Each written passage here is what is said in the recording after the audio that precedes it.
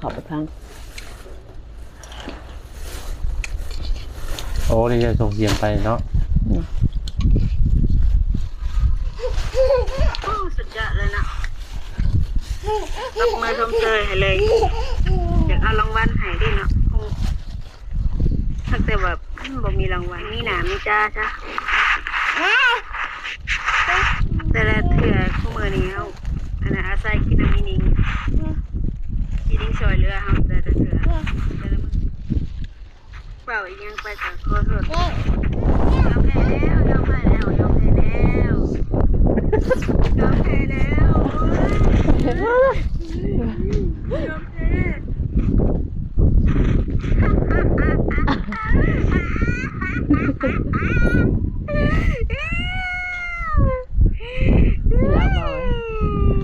สะใจดิ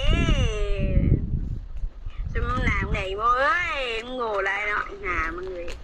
ทางที่ว่าเขาหากินแต่ละมื้อนี่แหละเขาก็มาว่าใส่เฮานะเสียงเขาว่าไปเฮาก็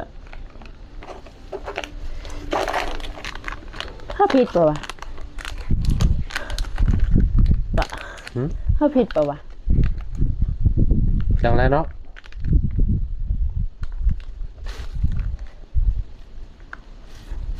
ยอมไปยังวะเราก็บ่ได้เว้าแล้ววะก็ไม่นองสมบูรณ์ก็เราก็อย่าเว้าแล้วล่ะว่าเราก็บ่ได้อคติเราเว้าอันนี้ไปสมบูรณ์น่ะบ่ได้เว้าอันนี้แหละบ่ได้จะเว้าเย้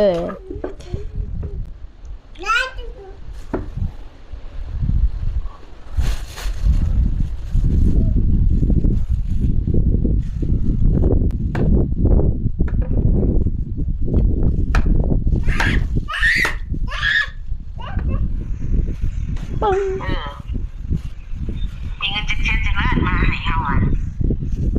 ไม่ใช่มาอยู่เกี่ยวของเขาตอนแรกมาช่วยเลย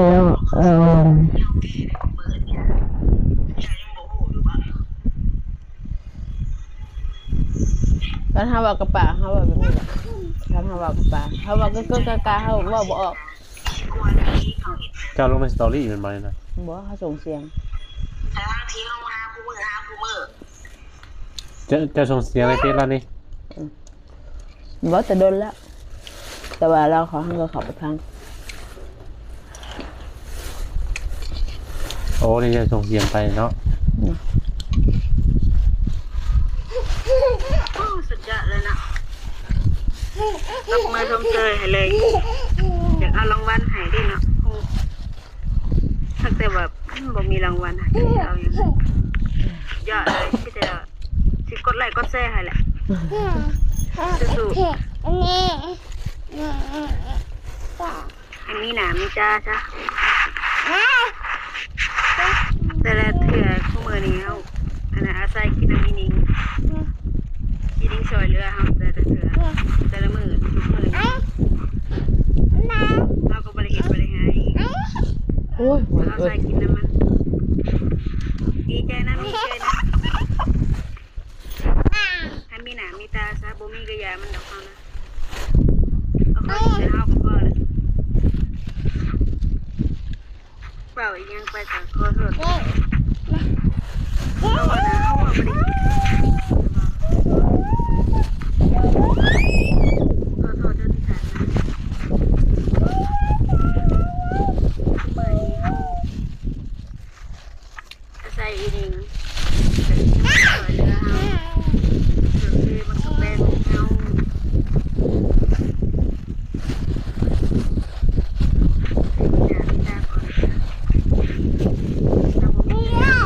ว่าเสือทุกท่ายมันมีต่อไปเขาก็บอกไม่ใช่มาตอบว่าเขาบ่ยอมเจ้ากันว่าเสือทุกท่ายขอบใจอีกครับขอบใจอีกเอาข่าวคลิปกับข่าวเสือทุกท่ายมาสวยเขามาตลอดสวยเอาปัญหามาให้เราตลอด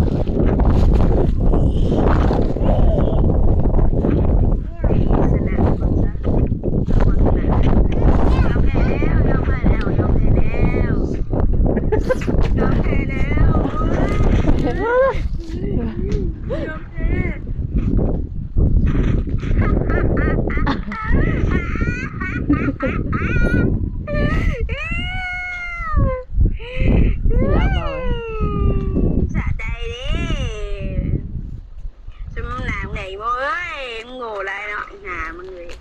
เข้าได้จะของบัดนี้ เดี๋ยวเขาบอกว่าเพลงเขาดิ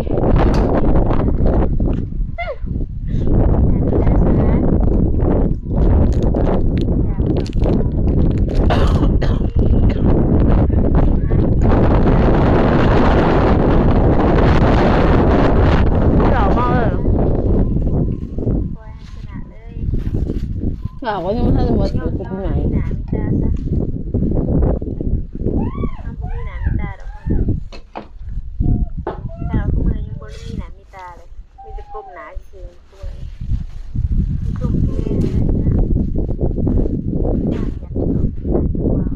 ใช่จ้ะเราคือบ่ได้เบิ่ง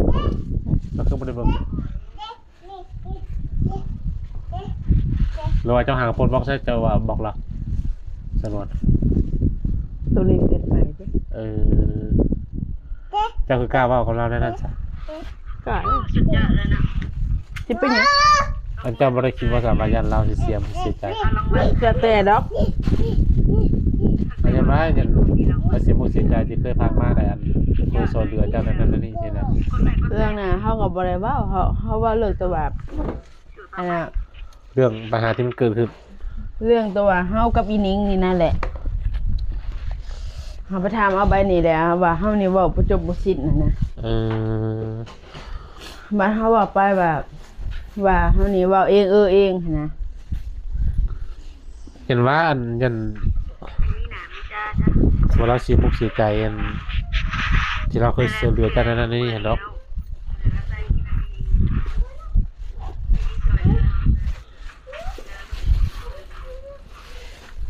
เขาก็บ่อยากตอบครับ บ่ได้คิดยันเราผู้ใหญ่เพิ่นสิน้อยมุกน้อยใจบ่จะเว้าในนี้ ว่าเฮาก็บ่ได้เอาผู้ใหญ่เข้ามานะเพราะว่าเฮากับอีนิงเฉพาะแต่2คนหั่นนะ สองคนนี้ เพราะว่า FC บ่เกี่ยวกันเด้ ถ้ามันจะอัดไปมันอัดไปหาสานวนบัด ฮะ มันจะอัดไปหาสานวน อ้าวฉันว่าเป็นคนออกคลิปบอก เริ่มต้นทำอิฐกะ แล้ววันนี้นายจ้าจะให้อันสานวนราคาผู้บ่เขาอยากเห็นแบบนั้นดิ จะให้อัน ได้ตอนน่ะตอนว่าเฮาได้กระตู้มาใหม่ๆนะแต่เฮาเว้าว่านี่คันเฮาไปผู้เดียวนะเฮาก็ได้เฮาก็ได้ผู้เดียวคันมีคนมาอยู่นั่นน่ะมีแต่ว่าของเขาสิ่งที่เฮาหามาน่ะเฮาบ่ได้มีหยังเฮาว่าสิแหละเฮาก็ว่าแบบนี้อันน่ะเฮาก็ว่าอีหลีแล้วบัดนี้เฮาก็ว่าเรื่องกระเป๋าตัวนี้บัดนี้ค่ะแล้วเขาเพิ่นเว้าเรื่องกระเป๋าตัวใหม่หั่นเว้าคนละเรื่องกันเลย วันนี้กระเป๋าเรื่องต่อไปคือมาอีกบัดนี้ เฮาว่าน่ะมีแต่กระเป๋าตัวนี้ วันนี้มีกับเสียกระเป๋าใหม่ขึ้นมาอีกบัดนี้กระเป๋าด้วยอะไรอีกบัดนี้ เอากระเป๋าตัวว่าจุเพิ่นซื้อให้ตอนไปเวียงที่เฮาก็บ่ฮู้เด้ โอ้ เฮาว่าบ่ได้เกี่ยวกับตัวน่ะเฮาว่าตัวที่ซื้อให้ มีหลายด้วยแค่กระเป๋าเนอะ บ่ได้เกี่ยวก็ได้กับตัวเพิ่นซื้อให้เฮาว่าหน่วยตัวเฮาเก็บมานี่เฮาว่าแต่เฮาไปเอาบัดนี้เฮาไปเอาแหละเฮาถ่ายรูปไปให้เบิ่งนี่เฮาว่ากับเป๋าหน่วยนี้เหมือนเฮาสิว่าเขาได้ หรือว่าเข้าใจกันผิดบ่เพราะนั้นเพิ่นว่าเว้ากระเป๋าใบไม้จะผัดเว้ากระเป๋าใบนี้ ชื่อเพิ่นว่าแม่ชมโอนี่หาขอนกระเป๋านำเฮาแต่เฮานำบ่อยากให้คำที่เขาขอเขาว่าเย็บเขาว่าเสียใจแล้วเฮาก็บ่อยากตอบคำตอนน่ะฮะเพราะว่าคำที่เฮาว่าเฮาก็ฮู้แหละนะคำที่เขาว่าแบบแปลหั่นเฮาก็ฮู้แล้วเฮาบ่อยากตอบอันนี้เฮาก็เฮ็ดกระปัดและความเฮาอันน่ะอยากหายนะอันนี้เฮาก็ปล่อยไปก่อนบัดนี้ว่าเฮานี่เว้ารับหลังอยู่แนวหนึงเว้าอยู่ตอนนั้นนิดนึงเอาบ่ให้เฮาว่าจังได๋ของเฮาที่ผ่านมาเฮาก็หากินผู้เดียวเฮาอยู่แล้วนะแต่เขาเข้ามาแหละแล้วเขามาว่าแบบนี้เฮาก็บ่ยอมคือกัน เจ้าเราบ่เข้าใจบัดนี้ติ บัดนี้ว่าเฮานี่เว้าใส่ร้ายป้ายสีเขาเลยบัดนี้มีคนโทรมาว่าจะเขาให้ยังเอาตัวเองให้รอด ใครโทรมา เนาะคนไกลเฮือนเฮาแหละเฮาว่าเฮาสิว่าจะไปเฮาว่า พอใจพังกับพังไผบ่พอใจพังก็ยาเฮาก็บ่ได้ว่าใช่ไหมเฮาก็ว่าลิ้นซื่อๆเฮาก็ว่าสิแหละเฮาว่าจะเขานะเขาก็บ่ได้ตอบมาเลย คุณรู้จักกันบ่ คนไกลเฮือน โอ้ ดัก11นั่นแหละ สามีเนาะ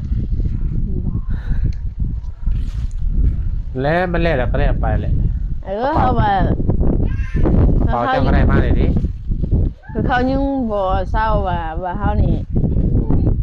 เว้าเองเองแหละคันเฮายอมไปอย่ามาโทษเฮาก็แล้วกัน เพราะว่าคำที่เฮายอมนี่เพราะว่าเฮาก็เห็นมากับตาแล้วคำที่เฮายอมนี่คำตัวว่าเฮาเสียสละรับผิดอย่างนี้อย่าโทษเฮาก็แล้วกันได้ว่ามันสิมีหยังเกิดขึ้นนะเพราะเฮาสิว่านี่เพราะว่าเขาเห็นผัวเก่าเฮาปากกับเมียมันบ่ได้พอหดปีนี้ก็ยังบ่ทันได้วิทย์ปีนี้ฮะบ่ได้ฮอดปีซับเป็นจังได๋มัน แล้วก็ปะกันตอนแรกเราจะกลับมาหาเจ้าอีก กลับมาเฮาก็บ่เอาให้เรียกว่าศาสนาบ่บอกกับมันเอา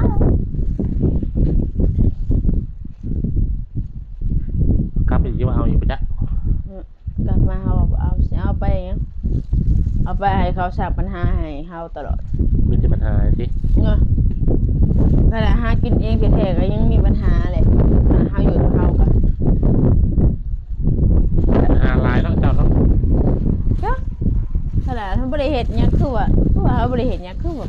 มีแต่ปัญหารูปเล่าสิ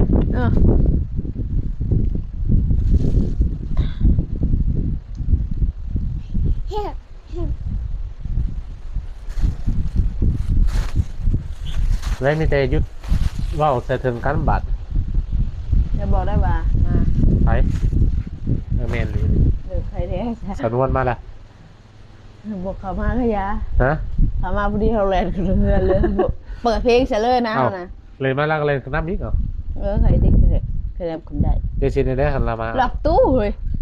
ล็อกมากเหรอประตูเฮ้ยกล้าบอกเป็นยังจะเป็นไพ่ชิมาคอยของเฮาเจ้าเป็นยังเราจะคุยจัดแล้วขนาดนั้นเนาะไม่อยากตอบไม่อยากใครเราถามขาดตอบอยู่วะขนาดเขาบอกกับเจ้าเขายังบอกกะแหละเขานะเขาไม่อยากอธิบายอย่างเจ้าก็บอกผมมือคลิปเนาะไม่ได้พาร์ทเนาะคลิปแบบว่าคลิปเล่าบอคลิปเรื่องนั้นนี่นี่นะคันว่าเรื่องดีๆนะเขาอยากให้เขามาเขาเรื่องบดีเลยคันว่าเรื่องว่าเขาวันนี้ว่าเขานี่หาเรื่องว่าสิเขาไม่อยากให้เขามาซะเขาอยากหนีอีกซ้ำเขานะเขาอยากตอบซ้ำไม่เจอบ่ท่านเดียวจะไปเจอคือเสือกและผูกเขาไม่อยากตอบให้ขันตอบให้ขันเปล่าให้ขันนั่นเมื่อยผู้เมนยังคันว่าอยู่ในคลิปนี้เขาบอกว่าเป็นแต่ว่าเราคิดแบบไม่น่าดิถ้าแบบนี้ได้เขาบอกกับเจ้านี่เขาบอกเกิดกระกะเลยเขาว่านอกคลิปนะให้แน่คันอยู่คนเดียวนะให้แน่เจ้าอะไรบันนี้เจ้ามีอย่างจะฝากถึงในนอกสุโอบอกจะฝากถึงบ่มีแนวฝากฮะบ่มีแนวฝากมีแล้วแนวฝากอ่ะดิเขาเก็บมาใหม่มาเอาโหลดเด้อบอกน่ารักบอกคิดเลยดิเขาเก็บมาใหม่เลยครับเอาโหลดไม่ยังเก็บมาใหม่โอ้ประจักแบ่งประจักเงี้ยงแล้วเครื่องใส่เครื่องซอยเอาพ่อยมันหัวมาเลยหมันใส่เว้ยอยู่โอเคมาอีกว่าแล้วแต่ว่าเขาแป้งหลดแล้วเนี่ย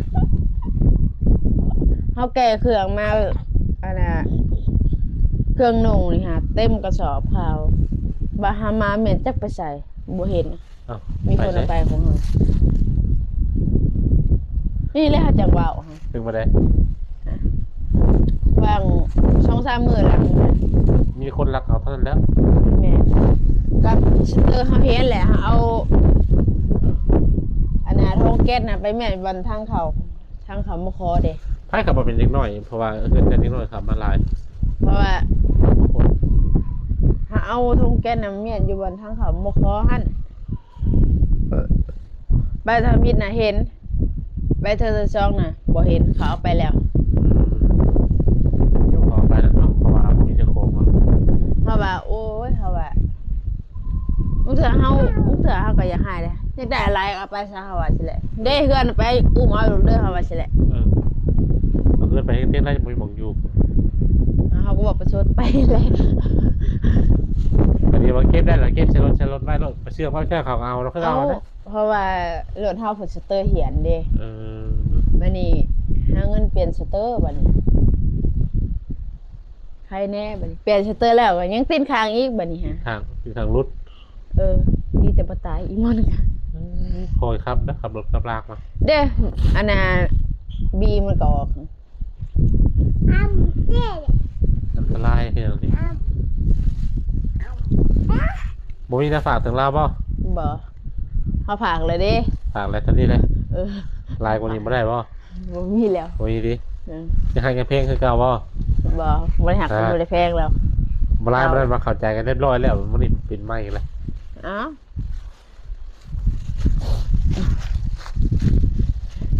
ที่หอดเราอย่าบ่ ฮะ ที่หอดเราอย่าบ่ บ่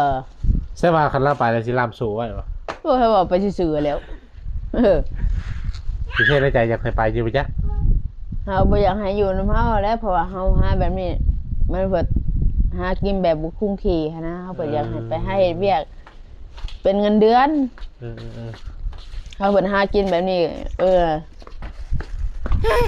เฮาก็พออยู่พอได้อยู่คะแนนอยากคะแนนอยากเอาคนมาใส่ๆๆกันหาให้เอาโอเคใส่มันจบคลิปก่อนมาเด้อมาน้ำมันอารมณ์บ่ดีแล้วมันสิตียากแล้วพี่เราก็สิประมาณนี่แหละเวะเขามาหาเพื่อนพอดีเรื่องก่อนว่าซั่นเห็นเพิ่นทักไปว่าขอเลขบัญชีก็เลยเข้ามาถามเพิ่นว่าเพิ่นสิเอาไปเฮ็ดหยังก็คือ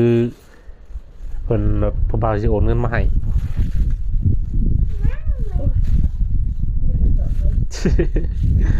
สบายดีพี่นะครับก่อนสบายดี